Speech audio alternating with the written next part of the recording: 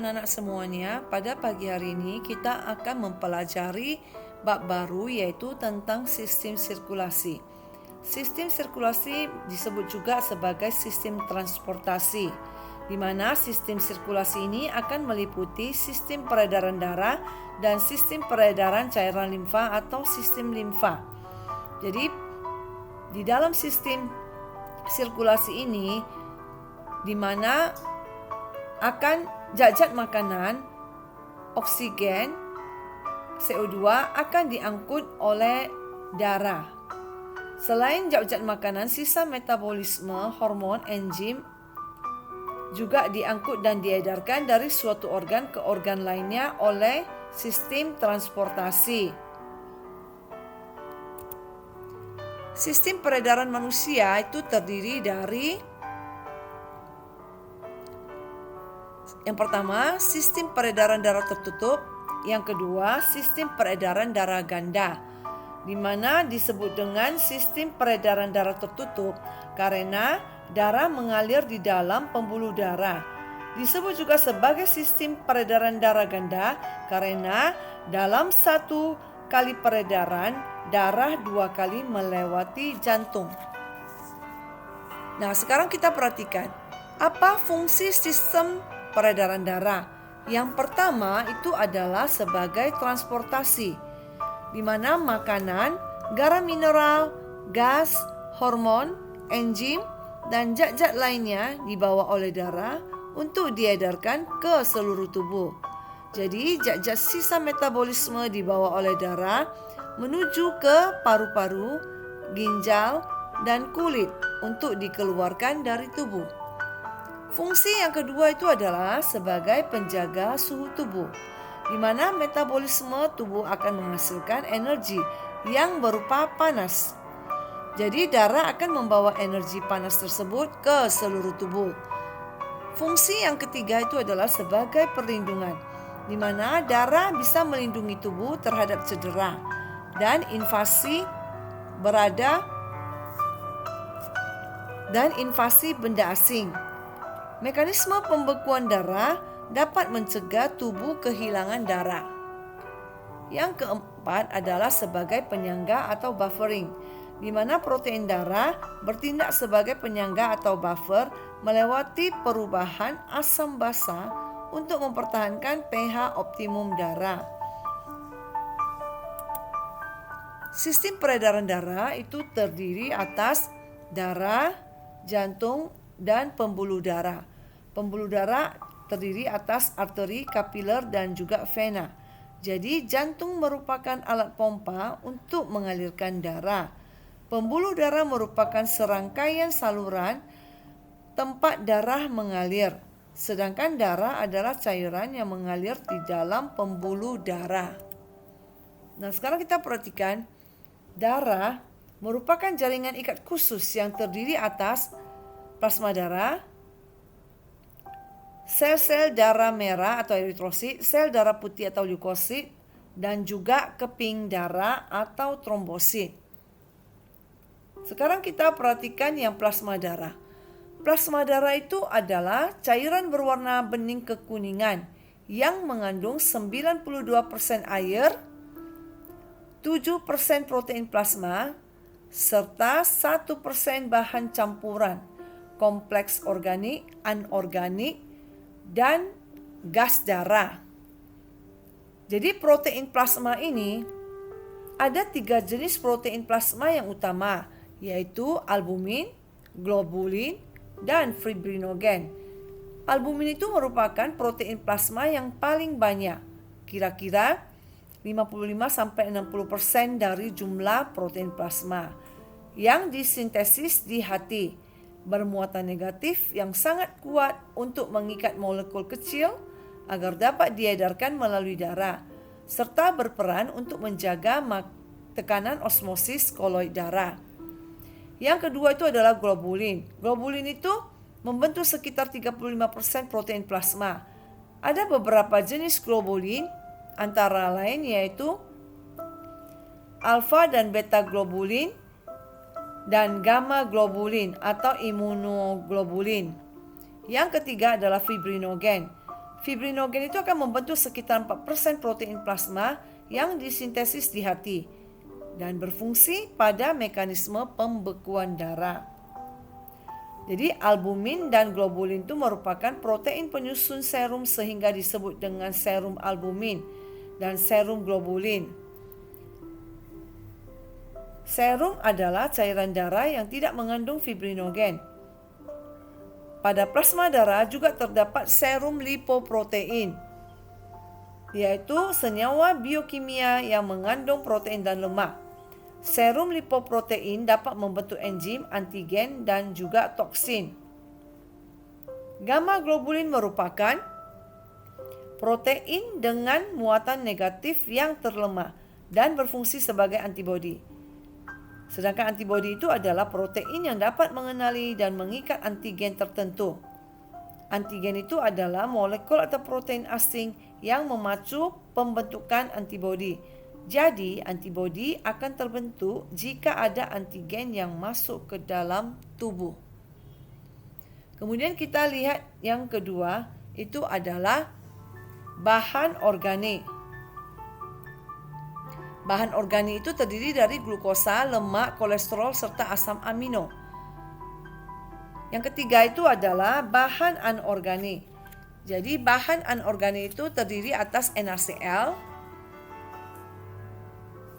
ada F, fluor, ada magnesium, ada besi, ferum, dan juga ada sulfat. Sedangkan gas darah itu terdiri dari oksigen, CO2, dan nitrogen. Sekarang kita lihat sel darah merah atau eritrosit. Kita tahu jumlah eritrosit pada laki-laki dan wanita berbeda, di mana pada laki-laki berjumlah 4,2 sampai 5,4 juta sel per milimeter kubik darah, sedangkan pada wanita sehat sekitar 3,8 sampai 4,8 juta sel per milimeter kubik darah. Satu tetes darah kira-kira setara dengan 50 mm kubik atau 50 mikroliter. Sel darah putih. Sel darah putih itu disebut dengan leukosit, di mana sel darah putih ini berjumlah 5 sampai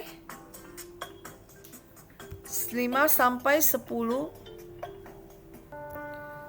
Jumlah sel darah putih atau leukosit itu berjumlah 5.000 sampai 10.000 sel per milimeter kubik darah. Jadi kalau terjadi infeksi atau kerusakan jaringan dapat menyebabkan peningkatan jumlah daripada leukosit. Leukosit lebih banyak beraktivitas di dalam jaringan, bukan di dalam pembuluh darah. Jadi leukosit itu berfungsi untuk melindungi tubuh terhadap benda asing, virus maupun bakteri.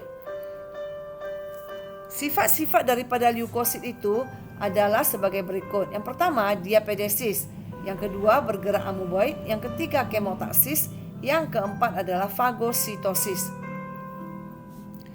Sel darah putih atau leukosit itu terbagi atas dua, yaitu yang granulosit dan agranulosit. Yang granulosit terdiri atas neutrofil, eosinofil, dan basofil, sedangkan agranulosit itu terdiri atas limfosit dan monosit.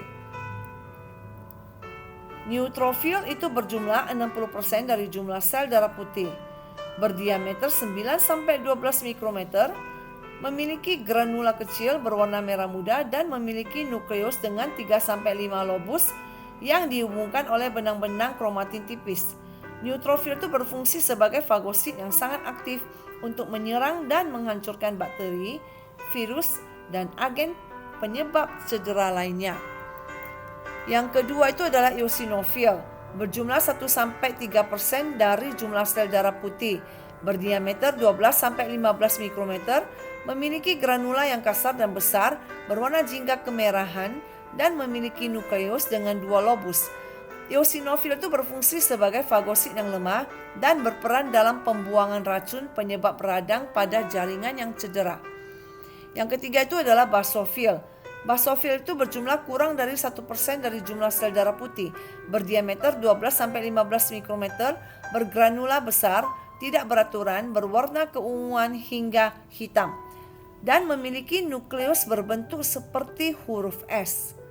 Basofil itu mengandung histamin yang berfungsi untuk meningkatkan aliran darah ke jaringan yang cedera, dan antigolan heparin untuk membantu mencegah penggumpalan darah intravaskuler.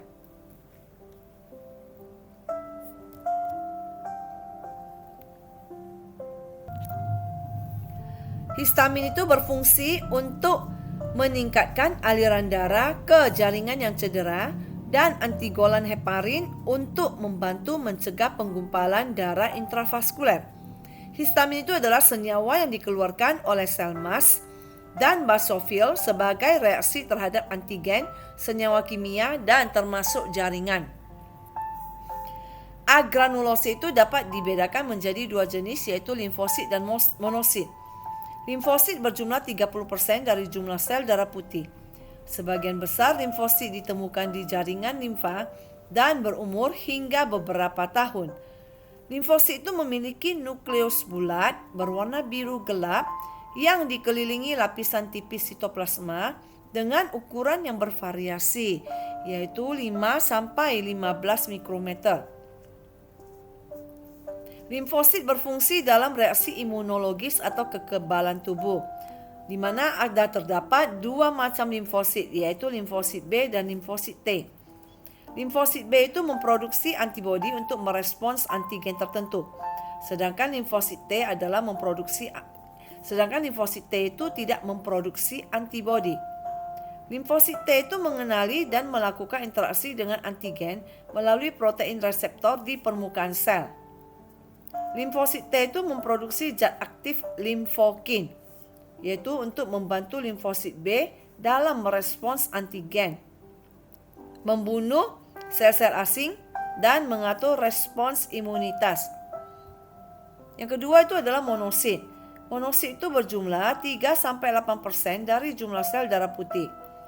Monosit merupakan sel darah terbesar, berdiameter 12-18 mikrometer, dan memiliki nukleus besar berbentuk seperti telur atau ginjal yang dikelilingi oleh sitoplasma berwarna biru keabuan pucat.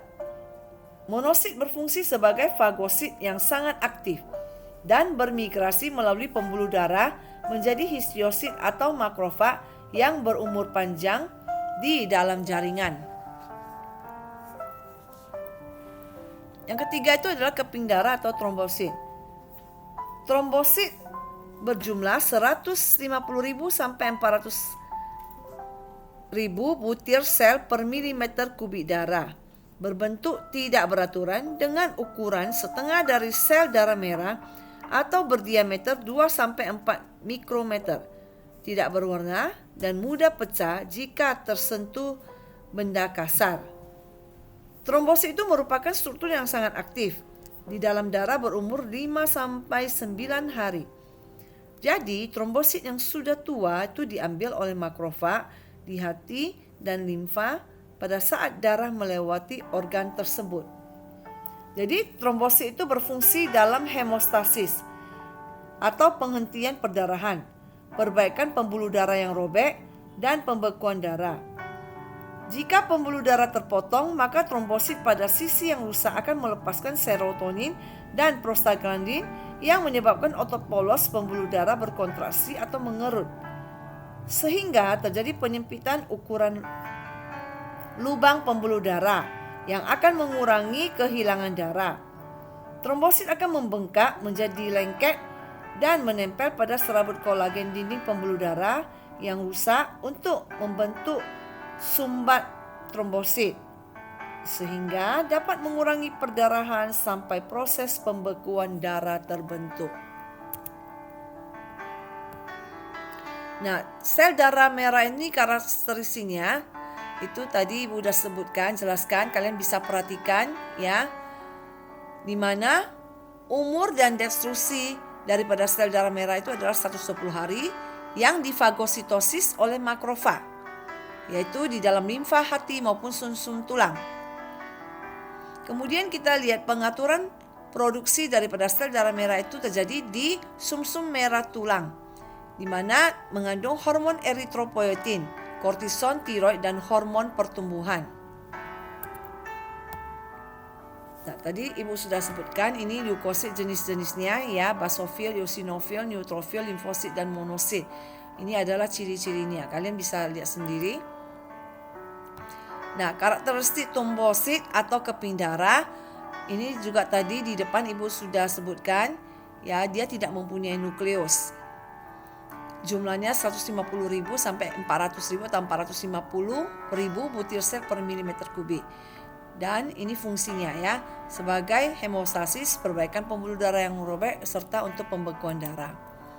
Nah, sekarang kita perhatikan bagaimana proses pembekuan darah terjadi. Yang pertama, jika terjadi luka, maka trombosit ini akan pecah dan darah akan keluar. Jadi trombosit pecah atau keping darah ini akan bersentuhan dengan permukaan luka yang kasar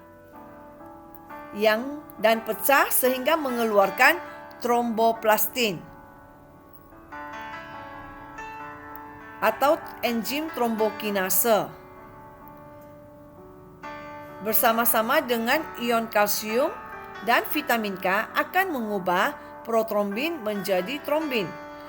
Dan trombin ini akan mengubah fibrinogen menjadi fibrin yang akan menghalangi keluarnya sel-sel darah hingga terjadi pembekuan darah dalam waktu sekitar 5 menit sehingga luka bisa tertutup. Faktor-faktor pembekuan darah itu terdiri atas yang pertama protrombin. Protrombin itu adalah senyawa globulin yang larut dalam plasma darah. Protrombin dibuat di dalam hati dengan bantuan vitamin K. Protrombin ini akan diubah menjadi trombin. Yang kedua, fibrinogen. Fibrinogen itu adalah protein plasma yang disintesis di hati dan dapat diubah menjadi fibrin. Yang ketiga, itu adalah ion kalsium, merupakan ion anorganik dalam plasma darah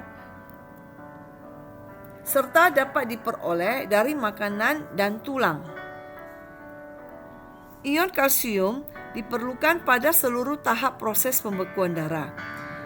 Yang ketiga adalah tromboplastin atau trombokinase, di mana tromboplastin itu adalah protein plasma atau enzim yang disintesis di dalam hati dan memerlukan vitamin K di dalam bekerja.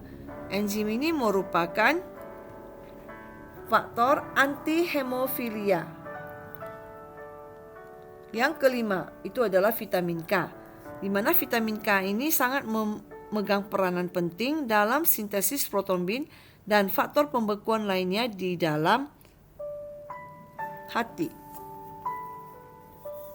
Diabsorpsi dari usus dan bergantung pada garam empedu yang diproduksi di hati. Jadi, jika saluran empedu tersumbat oleh batu empedu, maka pembekuan darah akan berkurang. Sekarang kita perhatikan jenis-jenis golongan darah. Jadi golongan darah itu merupakan klasifikasi darah suatu individu berdasarkan ada atau tidaknya zat antigen warisan pada permukaan membran sel darah merah. Hal ini disebabkan oleh adanya perbedaan jenis karbohidrat dan protein pada permukaan membran sel darah merah tersebut. Antigen dapat berupa protein, polisakarida, atau molekul lainnya yang dapat merangsang tubuh untuk menghasilkan antibodi dalam plasma darah. Reaksi antigen dengan antibodi dapat menyebabkan aglutinasi atau penggumpalan sel darah merah, sehingga antigen disebut juga aglutinogen, sedangkan antibodi disebut juga aglutinin. Jadi, sebenarnya ditemukan sekitar 46 jenis antigen, tetapi yang sangat dikenal hanya antigen AB0 dan rhesus. Jadi penyebaran golongan darah di dunia ini bervariasi bergantung pada populasi atau ras. Misalnya sekitar 40-45% bangsa Eropa memiliki golongan darah rhesus negatif. Sedangkan bangsa Indonesia hampir 100% memiliki rhesus positif. Atau kurang dari 1% yang memiliki rhesus negatif.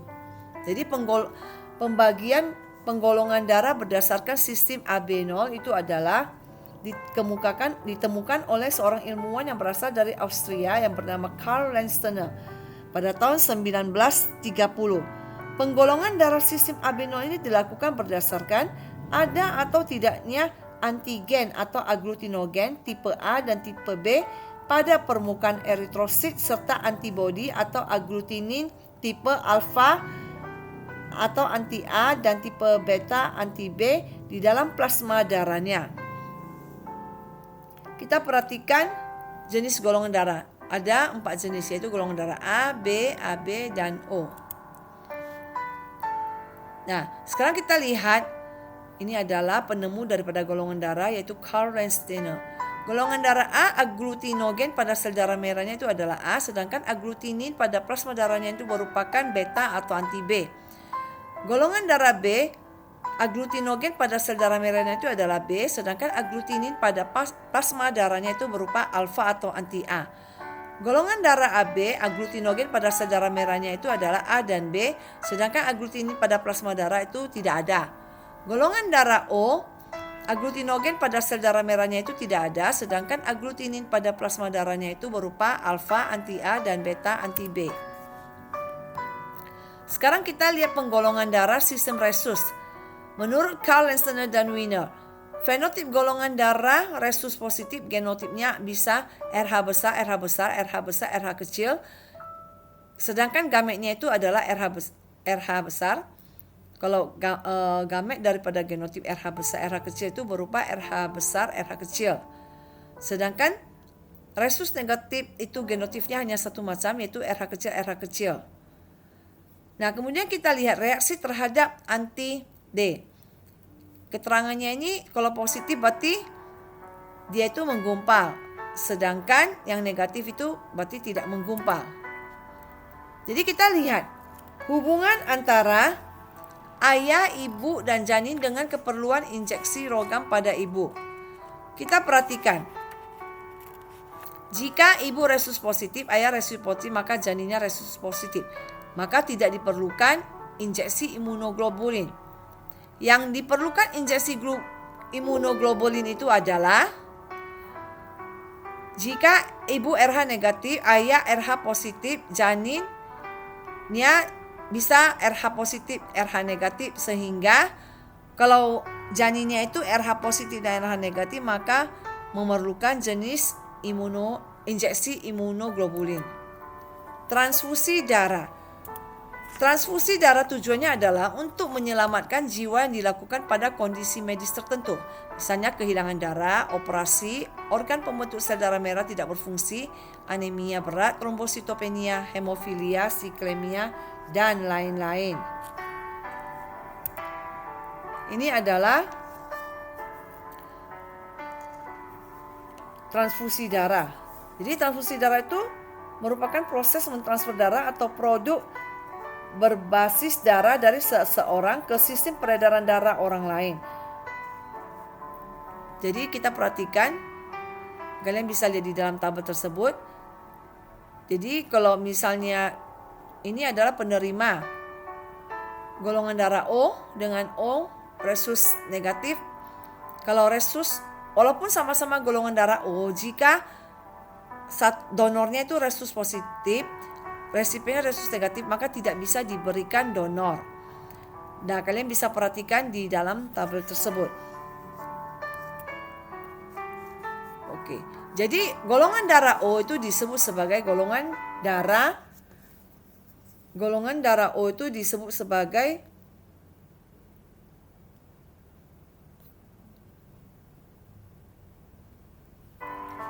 donor universal. Sedangkan golongan darah AB itu disebut sebagai resipien universal karena dia bisa menerima dari segala macam jenis golongan darah. Demikianlah pembelajaran pada pagi hari ini. Sekian dan terima kasih.